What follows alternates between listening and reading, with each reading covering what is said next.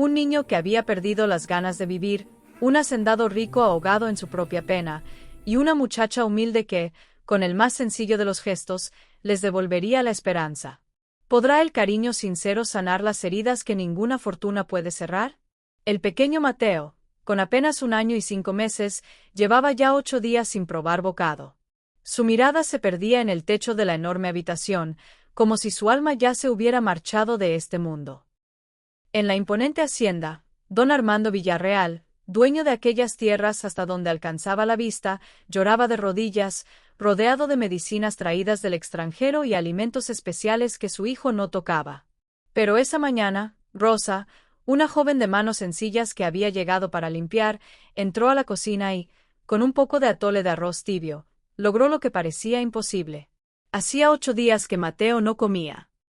El niño, de 1 año y 5 meses, permanecía quieto en su cuna de madera tallada, una reliquia familiar que valía una fortuna. Tenía los ojitos abiertos, pero sin luz, como 2 pozos vacíos que ya no esperaban nada de la vida. Don Armando Villarreal, el poderoso hacendado, el dueño de los campos de agave que pintaban de azul todo el valle, estaba de rodillas sobre el frío suelo de piedra de la recámara, sollozando como un niño. «Por favor, mijo, come algo. Tu papá te lo ruega», susurraba Armando, con una cucharita de plata en la mano que sostenía un puré de frutas orgánicas. «Tienes que comer, Mateo. Tienes que vivir». El bebé no se movía. Su mirada seguía fija en las vigas de madera del techo. No había llanto, no había quejas. Era como si la cuerda que le daba vida se hubiera roto justo en el momento en que Isabela, su madre, se fue para no volver. La habitación estaba llena de frascos de vitaminas, leches de fórmula carísimas y papillas gourmet. Todo estaba sin abrir, todo era inútil frente a la tristeza del niño. «Don Armando, tiene que ir a descansar un poco», dijo Elena, la enfermera privada que llevaba 3 noches en vela. «Ya va a amanecer». «Descansar», respondió Armando con la voz rota, los ojos hinchados de tanto llorar. «¿Cómo voy a descansar mientras mi hijo se deja morir? ¿Cómo voy a cerrar los ojos pensando que quizás no vuelva a despertar?» Elena bajo la mirada. Había trabajado para muchas familias adineradas, pero nunca había visto un dolor tan crudo en un padre. Armando no había salido de ese cuarto en días. Apenas se bañaba, no probaba alimento, no respondía a las llamadas de sus capataces. «Quizás deberíamos llevarlo al hospital», sugirió la enfermera con cuidado. «No», gritó Armando, pero de inmediato bajó la voz, temiendo asustar a Mateo. «Perdóneme, pero no irá a ningún hospital. Ya lo vieron los mejores doctores. Dicen que su cuerpo está bien, que el problema no es físico, es del alma». «Entonces, quizás es momento de buscar otro tipo de ayuda», insistió Elena. Armando miró a su hijo. Mateo estaba tan flaquito que sus costillitas se marcaban bajo la pijama de seda. Su carita, antes redonda y llena de vida, ahora se veía pálida y chupada. «Ya traje a los mejores psicólogos para niños». «Ninguno pudo hacer que reaccionara», murmuró Armando con amargura. «¿Sabe qué es lo que me mata? Que he trabajado toda mi vida para construir este imperio, pensando en darle lo mejor a mi familia. Tengo dinero para comprar lo que sea, pero no puedo comprar las ganas de vivir de mi propio hijo». El único sonido en la habitación era el murmullo del viento que se colaba por las ventanas y la respiración apenas perceptible de Mateo. «Don Armando», dijo Elena tocándole el hombro con suavidad. «Usted no puede culparse de esta manera. La muerte de su esposa fue un terrible accidente». «Fue mi culpa», susurró Armando, con la voz ahogada. «Si no le hubiera regalado ese caballo, si no la hubiera animado a salir a cabalgar ese día, Isabela estaría aquí, y Mateo estaría comiendo, estaría riendo». El pequeño Mateo seguía inmóvil, como un muñequito de trapo abandonado. «Él lo sabe», continuó Armando. «De alguna manera, él sabe que fue por mí. Por eso no quiere vivir. Por eso me rechaza cuando intento cargarlo». Elena no supo qué responder. Era cierto que cada vez que Armando intentaba tomar al bebé en sus brazos, el niño parecía hacerse más pequeño, como si se encerrara aún más en su propio mundo de silencio. «¿Y si lo llevamos a otro lugar de la casa?», sugirió ella. «Al jardín, donde le gustaba estar». «Ya lo intenté todo», dijo Armando, negando con la cabeza. Cambié los muebles del lugar, le puse música, le traje juguetes nuevos. Nada. Es como si hubiera decidido que este mundo ya no es para él. El sol comenzaba a asomarse por el horizonte, tiñendo de naranja los campos de agave. Un nuevo día llegaba, y Mateo seguía dándole la espalda a la vida. Elena, dijo Armando, poniéndose de pie con dificultad. Quédese con él unas horas, por favor. Necesito darme un baño y hacer unas llamadas. Pero si nota cualquier cambio, por pequeño que sea, avíseme al momento. Claro que sí, don Armando. Armando se inclinó y besó la frente de su hijo, que ni siquiera parpadeó. No te rindas, campeón. Por favor, no te rindes de tu papá. Las palabras del doctor resonaban en la cabeza de Armando como una condena. Duelo profundo infantil. Mateo había dejado de comer en el preciso instante en que supo, con esa sabiduría misteriosa que solo tienen los niños, que su mamá ya no volvería a mecerlo en sus brazos. Don Armando, tenemos que hablar con franqueza, le había dicho el pediatra, el más caro de Guadalajara, en la biblioteca de la hacienda. Dígame la verdad, doctor. No se ande con rodeos, respondió Armando, con la barba crecida y la ropa de campo arrugada. Su hijo no está enfermo del cuerpo, está enfermo del alma. Se está rindiendo. He visto casos parecidos, pero nunca en un niño tan pequeño. ¿Qué quiere decir con eso?, preguntó Armando, aunque ya temía la respuesta. Quiero decir que no hay medicina que pueda curarlo. Mateo necesita encontrar una razón para querer vivir otra vez. Y esa razón, don Armando, tiene que venir de usted. Armando soltó una risa seca y amarga. ¿De mí? Doctor, yo ni siquiera puedo mirarlo a los ojos sin recordar el accidente. Cada vez que lo cargo, veo en él la mirada de Isabela. Y él lo siente. Él sabe que yo tengo la culpa. ¿Y usted de verdad se siente culpable? La pregunta flotó en el aire. Armando desvió la vista hacia un retrato de Isabela que colgaba en la pared. En la pintura, ella sonreía mientras sostenía a un Mateo de 6 meses entre sus brazos. Claro que me culpo, admitió finalmente. Isabela tenía un mal presentimiento esa mañana. Dijo que el cielo se veía raro, que prefería quedarse en casa. Pero yo insistí. Le dije que el aire fresco le haría bien, que el caballo nuevo era manso como un cordero. Si tan solo la hubiera escuchado. Don Armando, los accidentes ocurren. Nadie podía saber que el caballo se asustaría con esa serpiente. Yo debía saberlo, estalló Armando. Soy hombre de campo. Es mi responsabilidad conocer estas tierras, cada animal, cada peligro. Pero estaba tan ocupado pensando en cerrar un trato que no le puse atención a sus miedos. El doctor se acomodó los lentes. Y ahora se está castigando, alejándose de su hijo. Yo no me alejo porque quiero. Es él quien me rechaza. Cada vez que me le acerco, Mateo se apaga más. Los niños son como espejos de nuestras emociones, explicó el doctor. Él no lo rechaza por coraje. Él está reflejando el rechazo que usted siente hacia sí mismo. Si usted no puede perdonarse, ¿cómo espera que él se sienta a salvo a su lado? Armando se cubrió el rostro con las manos. No sé cómo perdonarme. No sé cómo seguir adelante, sabiendo que por mi culpa mi hijo ya no tiene a su mamá. Pero todavía tiene a su papá, dijo el doctor, inclinándose hacia él. Al menos por ahora. Porque si usted sigue hundiéndose en su dolor, los va a perder a los dos. A la esposa que ya se fue y al hijo que todavía está aquí, esperándolo. Esas palabras fueron como un golpe para Armando. Se levantó y caminó hacia el ventanal, mirando el jardín donde Isabela pasaba las tardes jugando con Mateo.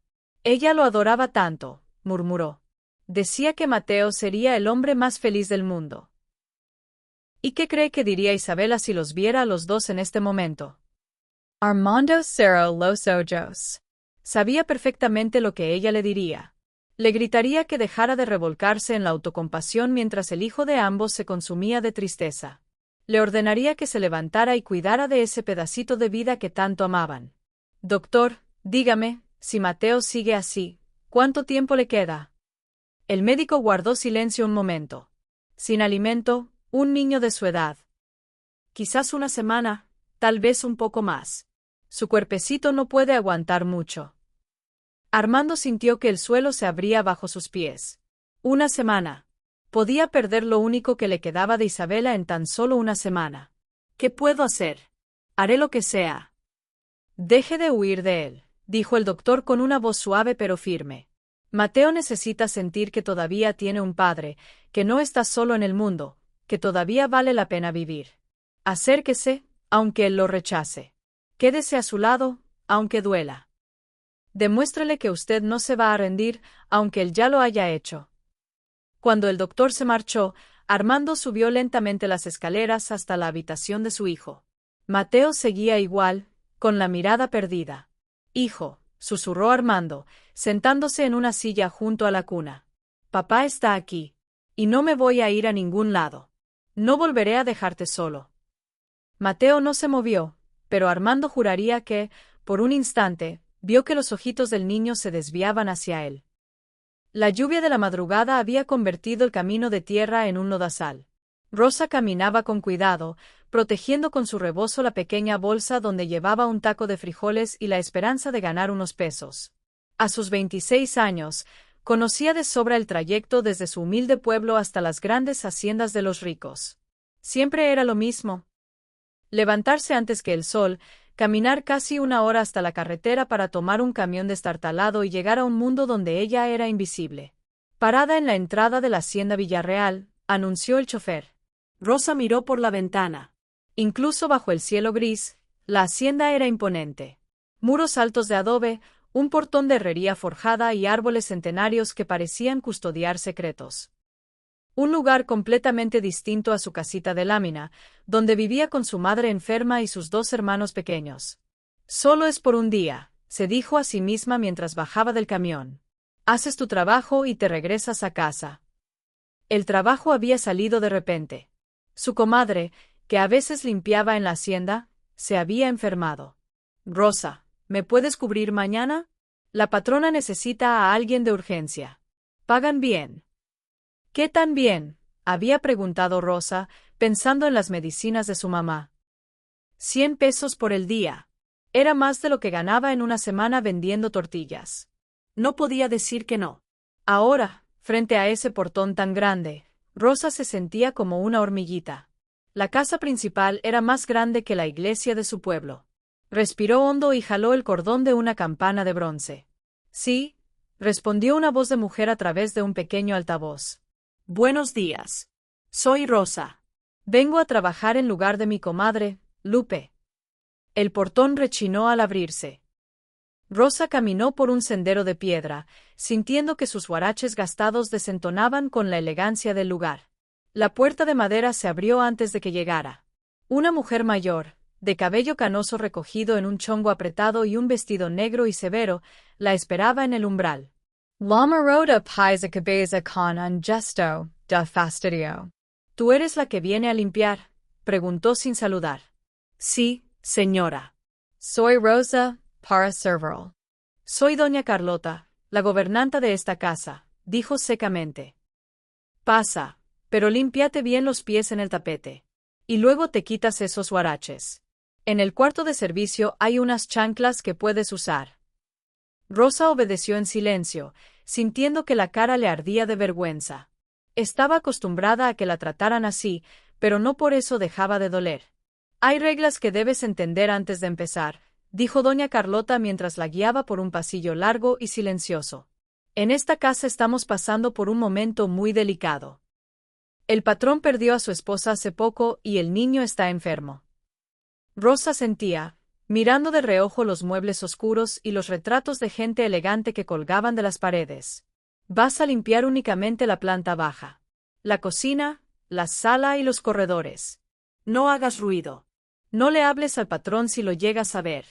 Y lo más importante, doña Carlota se detuvo y la miró fijamente a los ojos. Por ningún motivo subas al segundo piso. Allá está la habitación del niño. Prohibido subir. Sí, señora. Doña Carlota la corrigió. Y otra cosa, tu comida la haces en el fogón de afuera. No quiero que uses la cocina principal. Rosa volvió a asentir. Conocía esas reglas no escritas. Para los patrones, la gente como ella solo existía para servir. Los trapos y las cubetas están en aquel cuarto. Empieza por la cocina. ¿Entendido? Sí, doña Carlota. Y en silencio. No quiero oír ni tu respiración. Cuando se quedó sola en la enorme cocina, Rosa soltó el aire que había estado conteniendo. El lugar era más grande que toda su casa. Había ollas de cobre que brillaban colgadas en la pared y una estufa que parecía de revista. Pero a pesar de lo lujoso, el ambiente era frío y triste. Había una pesadez en el aire, como si la casa misma estuviera de luto. Mientras trapeaba el piso de baldosas rojas, Rosa observó las fotografías que había en un pequeño mueble. Un hombre apuesto y de mirada triste, siempre al lado de una mujer hermosa de cabello largo y un bebé. La familia perfecta. Pero en las fotos más nuevas, la mujer ya no estaba. La esposa que se murió, pensó Rosa, y sintió una punzada de compasión. De repente, escuchó un quejido débil que venía de la planta de arriba. Un sonido que apenas era un suspiro. Rosa se detuvo y aguzó el oído. Era un bebé, pero no era el llanto de un niño con hambre o con sueño. Era el llanto de alguien que ya no tenía fuerzas ni para llorar. Miró hacia las escaleras, debatiéndose entre la orden que le habían dado y la curiosidad de su corazón. El quejido cesó, y el silencio pesado volvió a inundar la casa. «Pobre criatura», murmuró Rosa, regresando a su trabajo. «De seguro extraña a su mamá». No tenía idea de que, en el segundo piso, Mateo había dejado de llorar no porque se sintiera mejor, sino porque hasta su dolor se había cansado. A la hora de la comida, Rosa se sentó en un banquito de madera junto al fogón de afuera. Calentó su taco de frijoles y comió en silencio, observando a lo lejos el movimiento dentro de la casa. Por la ventana de la cocina, alcanzó a ver a doña Carlota tratando de darle de comer a un niño. Rosa se acercó un poco, escondiéndose detrás de un pilar del corredor. Doña Carlota mecía a un bebé muy flaquito, intentando meterle una cucharada de una papilla de color verde. El niño, que apenas se sostenía sentado, volteaba la carita con una lentitud desesperante. No hacía berrinche, no pataleaba. Simplemente se negaba, como si la comida fuera un castigo. «Anda, Mateo. Come un poquito», decía doña Carlota, con la paciencia a punto de agotarse. «Esta papilla la trajeron de muy lejos. Es especial para ti». Mateo miraba a la nada, con los ojos opacos. Rosa se quedó impresionada de lo delgado que estaba. Parecía un pajarito a punto de caer del nido. No es normal que un niño rechace la comida de esa manera, pensó Rosa, acordándose de sus sobrinos, que eran unos comelones. Doña Carlota lo intentó un par de veces más y se dio por vencida. Dejó el plato sobre la mesa y tomó un teléfono. «Don Armando, soy Carlota». El niño no quiso comer nada otra vez. «Sí, señor, la papilla nueva que mandó traer». No la probó siquiera. Rosa podía escuchar la voz angustiada del hombre al otro lado de la línea. «No sé qué más hacer, patrón. Ya le ofrecí de todo. Ni el biberón quiere». Cuando doña Carlota colgó, parecía aún más agobiada. «Elena», llamó a la enfermera. «¿Puedes quedarte con Mateo un rato? Necesito tomarme un té. Es imposible hacerlo comer». La enfermera tomó al niño en brazos con una ternura que contrastaba con la dureza de la gobernanta. «Ay, mi niño, tienes que comer algo», le susurró. «Mira qué flaquito estás. Tu mamita se pondría muy triste de verte así». Mateo no reaccionó. Se quedó blandito en los brazos de la enfermera, como si no tuviera voluntad. Rosa sentía que se le apretaba el corazón. Había algo en ese niño que le dolía. Quizás era esa mirada de abandono total.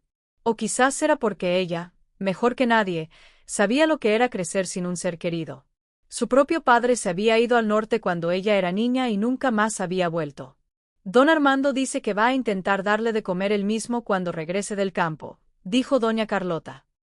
«Ponlo en su sillita mientras tanto». La enfermera sentó al niño en una periquera de madera. Pero Mateo seguía ausente. No lloraba, no se movía, no intentaba bajarse. Simplemente estaba ahí, como si la vida fuera una carga demasiado pesada para sus pequeños hombros. «Tiene el corazón roto», murmuró la enfermera. «Un niño tan chiquito no debería sufrir así». Los doctores dicen que es por lo de la patrona, explicó doña Carlota. Desde que ella faltó, Mateo no es el mismo. Ya no juega, no sonríe, y ahora esto. Es como si hubiera decidido morirse con ella. Esas palabras estremecieron a Rosa. Un niño de 1 año y medio que no quería vivir. ¿Cómo era posible? ¿Ya probaron con otras comidas?, preguntó la enfermera. De todo. Papillas de fruta, de verdura, jugos, atoles, hasta nieve que antes le encantaba. Nada. Todo lo rechaza. Rosa terminó su taco, pero se quedó allí, observando. Algo no estaba bien en todo aquello. No era solo la tristeza de un niño sin su madre. Era algo más hondo, más oscuro. Mateo estaba sentado en su sillita, mirando sus manitas. De vez en cuando, volteaba hacia la puerta, como si esperara que alguien entrara por ella. Su mamá, seguramente. Pobre angelito, pensó Rosa. No entiende por qué su mamá ya no regresa. Se levantó para lavar su plato en una pileta. Lo que más me duele, escuchó decir a la enfermera, es que Mateo era un niño tan alegre. Siempre andaba risueño, pidiendo brazos. Ahora parece un fantasmita. El patrón tampoco anda bien, confesó doña Carlota. Apenas si puede ver a su propio hijo. Se la pasa todo el día en el campo, trabajando de sol a sol para no pensar. Rosa negó con la cabeza. Esa historia la conocía. Cuando un padre no sabe cómo lidiar con su propio dolor, el hijo se siente todavía más solo. Lavó su plato y regresó a limpiar, pero la imagen de Mateo, tan pequeño y tan solo en esa silla tan grande, se le quedó grabada en la mente. Un par de horas más tarde, Rosa estaba terminando de barrer el último corredor cuando volvió a escuchar movimiento en la cocina. Era doña Carlota, intentando una vez más que Mateo comiera. Mira, Mateo, esta es de mango. A ti te encantaba el mango, le decía la mujer, casi suplicando. Pero el resultado fue el mismo. Mateo volteaba la carita, sin mostrar el más mínimo interés. Rosa pudo ver desde lejos que el niño se veía aún más pálido que en la mañana. Sus cachetitos, que deberían estar regordetes, se veían hundidos. Algo dentro de Rosa se rebeló. No podía seguir viendo cómo ese niño se apagaba mientras todos le ofrecían comidas complicadas y sin alma. Sin pensarlo 2 veces, soltó la escoba y caminó con decisión hacia la cocina. Con su permiso, dijo desde la puerta. Doña Carlota se dio la vuelta. Ah, sorprendida y molesta. ¿Qué haces aquí? No te dije que no te movieras de tu zona. Perdóneme, doña Carlota, pero, ¿puedo intentar algo? ¿Intentar qué?, preguntó la gobernanta, cruzando los brazos. Rosa miró a Mateo, que seguía en su mundo de silencio. ¿Puedo intentar darle yo de comer? Doña Carlota soltó una carcajada. Mira, muchacha. Lo han intentado los mejores doctores. Lo han intentado enfermeras especialistas. ¿Y tú, una simple limpiadora, crees que vas a poder? Quizás por eso mismo no funciona, respondió Rosa, con una voz suave pero firme. Mucha ciencia, mucha cosa especial. A veces un niño solo necesita algo simple, algo hecho con cariño. La enfermera, que observaba la escena, se acercó. Déjela que intente, doña Carlota. Nada se pierde. Claro que no, sentenció la gobernanta. Imagínese que llega don Armando y ve a esta, tocando a su hijo. Me corre en ese mismo instante. Pero Rosa ya se había acercado a la estufa. En una ollita de barro, vio que quedaba un poco de arroz cocido del día anterior. Tomó un poco, le añadió leche y una pizca de canela. ¿Qué pretendes hacer?, preguntó doña Carlota. Anatolda eras. Mi abuela nos lo preparaba cuando nos enfermábamos, explicó Rosa, mientras movía la mezcla a fuego lento. Un atolito tibio para apapachar el corazón.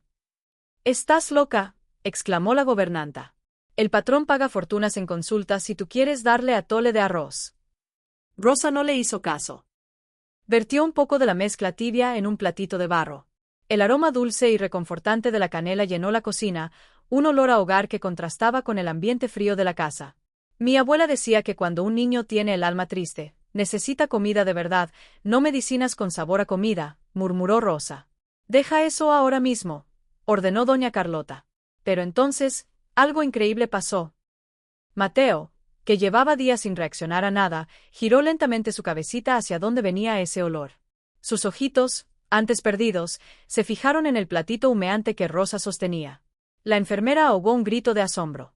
Doña Carlota, mire. Mateo estaba mirando la comida. No con hambre, todavía no, pero sí con una curiosidad que nadie le había visto en semanas. ¿Quieres probar, mi niño?, le dijo Rosa, acercándose despacio. Doña Carlota se quedó de piedra, sin saber si enojarse por la desobediencia o asombrarse por la reacción del niño. Mateo levantó una de sus manitas temblorosas y señaló el plato. Rosa tomó una cucharita pequeña, sopló para enfriar el atole y se la acercó a la boca. Despacito, corazón, le susurró. Mateo abrió la boquita y probó. Masticó lentamente, como si estuviera redescubriendo un sabor olvidado. Y entonces, ocurrió el milagro. Abrió la boca otra vez, pidiendo más. La enfermera soltó el llanto. Dios mío, murmuró con la voz quebrada. Está comiendo. Mateo comió 3 cucharaditas antes de voltear la cara, pero su semblante había cambiado. Estaba más alerta, y un ligero rubor había aparecido en sus mejillas pálidas. Rosa sonrió con alivio. A veces, solo necesitan un apapacho. En ese preciso instante, se escucharon unos pasos firmes y apresurados en el corredor. Don Armando Villarreal apareció en el umbral de la cocina, con el rostro desencajado por la preocupación. Se detuvo en seco al ver la escena. Su hijo, el niño que se negaba a vivir, estaba comiendo. Su mirada fue directamente a Mateo, que tenía un poquito de atole en la comisura de los labios y lo miraba por primera vez en semanas. Papá, balbuceó Mateo. La primera palabra que decía en días. Armando cayó de rodillas en el suelo de la cocina, llorando de un alivio tan profundo que le sacudió el cuerpo entero. Armando no daba crédito a lo que veía. Mateo, su Mateo, que durante más de una semana había rechazado hasta el agua, tenía la boquita manchada de atole y lo miraba fijamente. No era la mirada vacía y lejana de los últimos días. Era una mirada que estaba ahí, presente, viva. Mateo, susurró Armando, acercándose lentamente a la sillita de su hijo, como si temiera romper un hechizo. Papá, repitió el niño, con más claridad esta vez, y levantó sus bracitos en dirección a él. Doña Carlota estaba pálida como un fantasma, dándose cuenta de la tormenta que se le venía encima.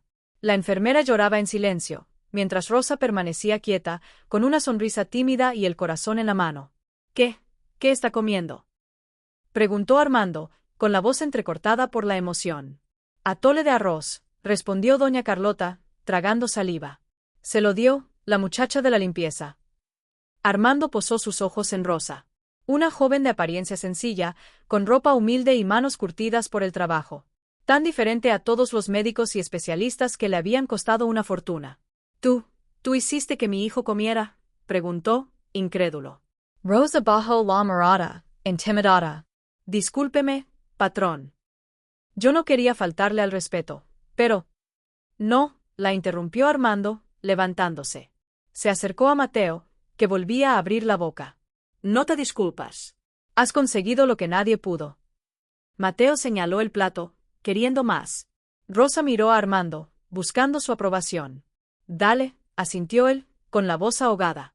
Por el amor de Dios, dale más. Rosa le ofreció otra cucharadita con la misma calma con la que había preparado el atole. Mateo comió con más ganas esta vez, e incluso se le escapó un sonidito de gusto. ¿Cómo supiste?, preguntó Armando, hipnotizado, viendo a su hijo volver a la vida. Mi abuela siempre nos lo hacía cuando estábamos tristes o enfermos, explicó Rosa en voz baja. Decía que la tristeza se cura con comida que abraza el alma. La enfermera asintió. Es verdad, patrón. Mi madre también decía lo mismo. Un atolito caliente era remedio para cualquier pena. Mateo comió un par de cucharadas más y luego se recostó en su sillita, satisfecho. Su estomaguito se había hecho pequeño, pero era evidente que se sentía mejor. Su postura era más firme, su mirada más brillante. Papá, dijo de nuevo, extendiendo los brazos. Armando se acercó y, por primera vez en semanas, Mateo no se hizo para atrás. Al contrario, se inclinó hacia su padre, buscando sus brazos. Con manos temblorosas, Armando levantó a su hijo. Mateo se acurrucó en su pecho, un gesto que no hacía desde antes del accidente. El olor a canela y a leche tibia se mezclaba con el olor a bebé que Armando casi había olvidado. Mi hijo, susurró Armando, abrazándolo con una delicadeza infinita, como si estuviera hecho de cristal. Mi campeón. Mateo apoyó su cabecita en el hombro de su padre y cerró los ojos, por fin en paz. No se durmió por agotamiento, como en los días anteriores, sino por la tranquilidad de sentirse seguro. Patrón, se atrevió a decir Rosa. ¿Puedo decirle una cosa? Armando la miró, insulta a Mateo. Puedes decir lo que quieras. Acabas de salvarle la vida a mi hijo. Mateo no necesitaba comidas caras ni especiales, dijo Rosa con dulzura. Necesitaba comida hecha con amor, en un lugar tranquilo donde se sintiera a salvo. Y también necesitaba verlo a usted contento. Los niños sienten todo. Si el papá está triste, el niño se pone triste con él. Esas palabras fueron una revelación para Armando. Durante semanas, se había enfocado tanto en su propia culpa y en su dolor, que se había olvidado de que Mateo lo necesitaba él entero, fuerte, vivo. Tienes razón, admitió. Estaba tan perdido en mi pena que olvidé que todavía tengo un tesoro por el cual vivir. Mateo se movió en sus brazos y balbuceó algo, pero parecía feliz. Por primera vez en mucho tiempo, padre e hijo estaban conectados de nuevo. Doña Carlota, dijo Armando, dirigiéndose a la gobernanta, que seguía en shock. Quiero que contrate a esta muchacha. De tiempo completo. Pero, señor, titubeó doña Carlota. Armando la ignoró y miró a Rosa. ¿Aceptas trabajar aquí? Para cuidar de Mateo, para enseñarnos a todos a hacer ese atole mágico. Rosa se quedó sin palabras. Un trabajo fijo en la hacienda era más de lo que jamás había soñado. Pero en la mirada de aquel padre desesperado vio algo más que una oferta de empleo. Vio una oportunidad de sanar a un niño que necesitaba cariño de verdad. Acepto, patrón, respondió con una sonrisa. Pero solo, si me permite una cosa. Lo que sea. Prométame que va a comer con nosotros, aquí en la cocina. Mateo necesita ver a su papá comer también. Los niños aprenden con el ejemplo. Armando soltó una carcajada, la primera en semanas. Una risa honesta que hizo que Mateo levantara la cabeza y lo mirara con curiosidad. Te lo prometo, dijo Armando. Prometo que comeremos juntos todos los días. Mateo aplaudió, una reacción tan normal, tan infantil, que todos en la cocina sonrieron. El milagro había ocurrido.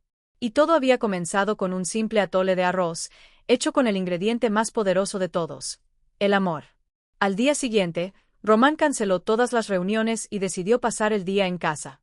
Quería entender mejor lo que había sucedido la víspera y aprender con Elisa cómo cuidar adecuadamente de Félix. Buenos días, doctor. Elisa saludó cuando Román bajó a la cocina a las 8 de la mañana. Ella ya estaba allí preparando un pan fresco para el desayuno de Félix. Buenos días, Elisa. ¿Cómo pasó la noche? Mucho mejor. Ella sonrió. Félix estaba en la silla alta, más alerta que el día anterior. Cuando vio al padre, aplaudió y gritó, «Papá», con una alegría que hizo que el corazón de Román se desbordara. «Hola, mi hijo». Román se aproximó y besó la frente de Félix. «¿Duermes bien, papá?» «Pan».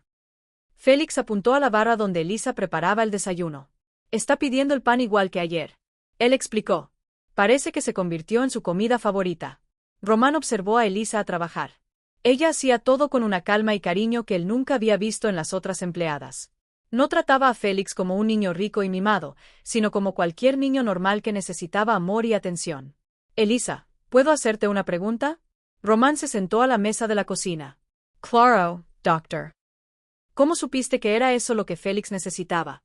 Todos los especialistas que consulté hablaron sobre nutrición. Vitaminas, suplementos. Nadie mencionó simplicidad. Elisa paró de cortar el pan y lo miró con gentileza. Doctor, ¿puedo hablar con sinceridad, por favor? Félix no estaba rechazando comida, él estaba rechazando tristeza. Ella dijo goteando aceite en el pan. Cada vez que alguien intentaba alimentarlo era con desesperación, miedo, presión. Un niño siente todo eso. Es como si la comida viniera sazonada con angustia. Román reflexionó sobre las palabras de ella. Era verdad. Todas las tentativas de alimentar a Félix habían estado cargadas de tensión y desesperación. Y ayer fue diferente. Él preguntó. Ayer yo tenía ganas de cuidarlo, no de curarlo. Elisa explicó. Hice el pan pensando en lo que mi abuela hacía para mí cuando yo era pequeña y estaba triste, con cariño, sin prisa, sin miedo. Félix babeó en su propio babero, haciendo un ruidito de contentamiento. Estaba visiblemente más honrado y activo. Pan, pan, él repitió golpeando las manitas en la bandeja de la silla alta. Elisa le ofreció un pedacito pequeño. Calma, Angelito. La comida no va a huir. ¿Puedo intentar darle yo? Román preguntó inseguro. Claro, doctor, pero recuerda lo que hablé ayer.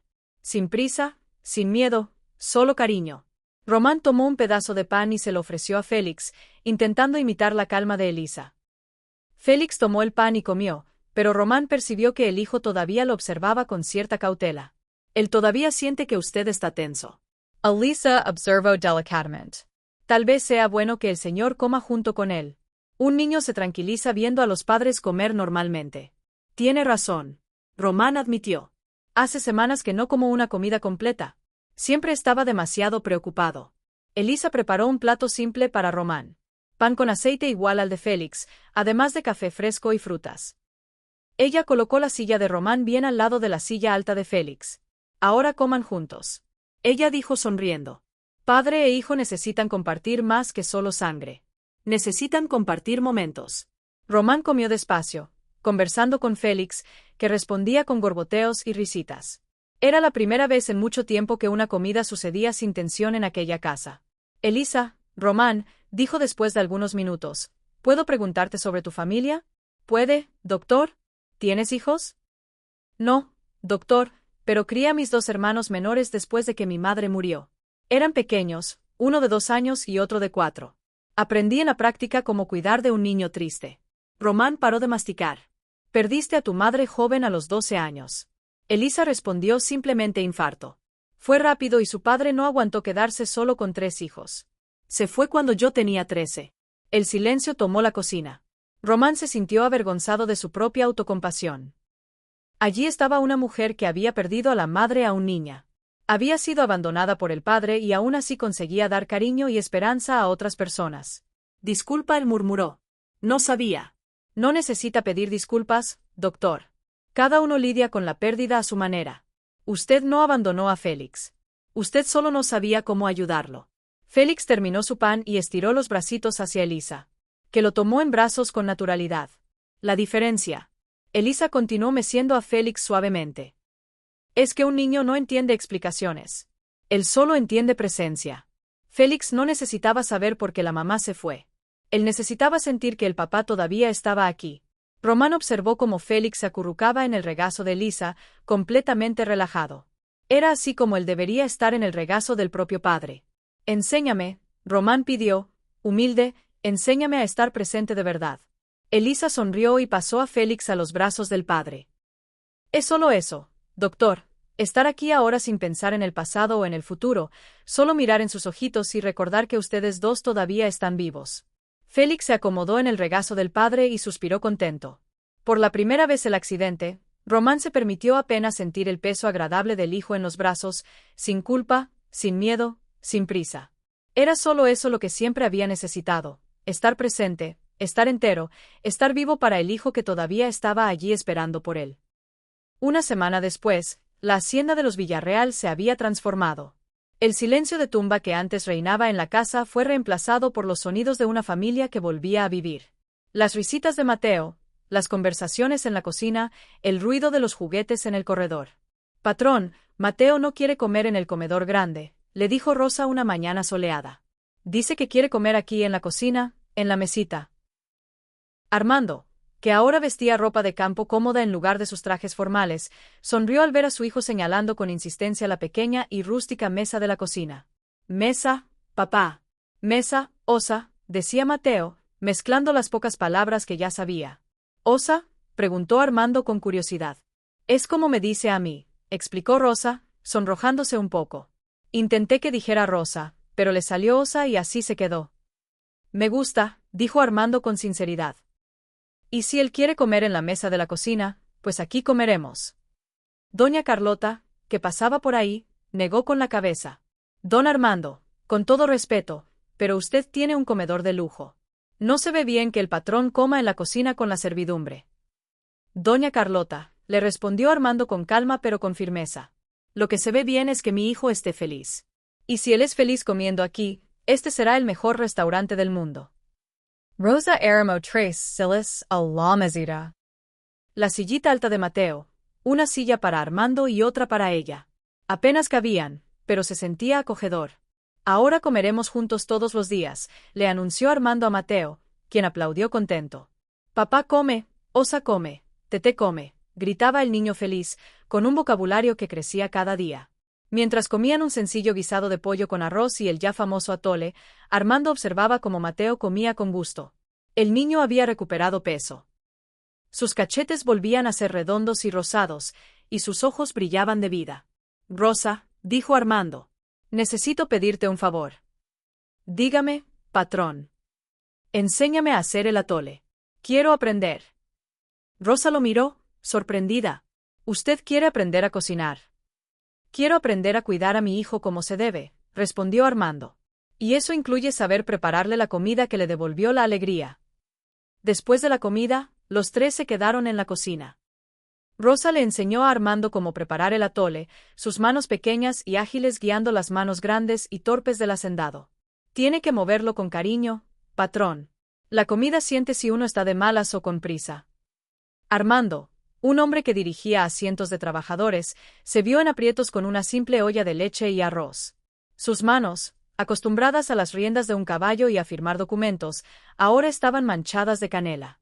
¿Se le hace difícil?, preguntó Rosa, viendo su concentración. Es lo más importante que he aprendido en mucho tiempo, respondió él.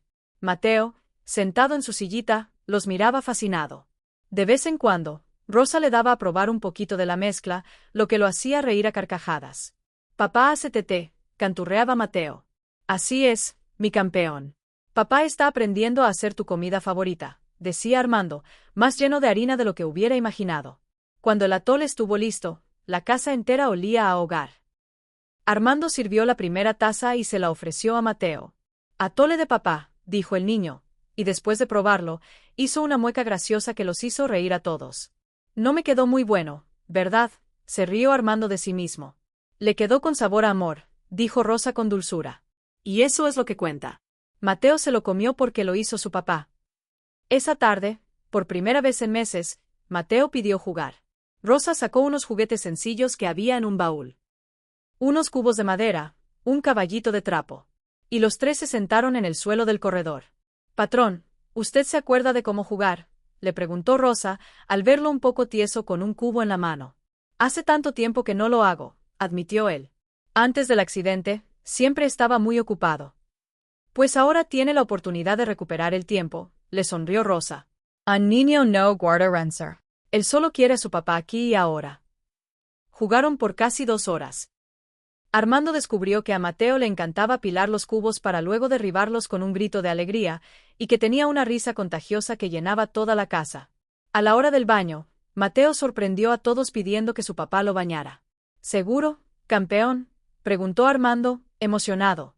¿Quieres que papá te bañe? Papá, insistió el niño, estirando los brazos. Fue el primer baño que Armando le daba a su hijo desde la tragedia. Sus manos temblaban, pero Mateo estaba feliz, chapoteando en el agua y riendo cuando Armando le hacía espuma en el pelo. Ya ve, le dijo Rosa, que observaba desde la puerta. Él nunca dejó de quererlo. Solo estaba esperando a que usted regresara a quererlo sin miedo. Cuando Mateo estuvo limpio y arropado, Armando lo llevó a su cuna. Por primera vez en meses, el niño no lloró a la hora de dormir. Al contrario, le pidió a su papá que le contara un cuento. Armando, que no se sabía ningún cuento infantil, le inventó uno sobre un vaquero valiente que, con la ayuda de su pequeño hijo, sembraba los campos de agave más bonitos de todo el mundo. Mateo se quedó dormido a la mitad del cuento, con una sonrisita en los labios. Gracias, le dijo Armando a Rosa cuando salieron del cuarto. Gracias por enseñarme a ser el papá de mi propio hijo. Usted siempre ha sido su papá, patrón. Solo necesitaba recordarlo. Esa noche, por primera vez desde la muerte de Isabela, Armando durmió en paz, sin pesadillas. Sabía que Mateo estaba a salvo, y que juntos habían encontrado el camino de regreso a la vida.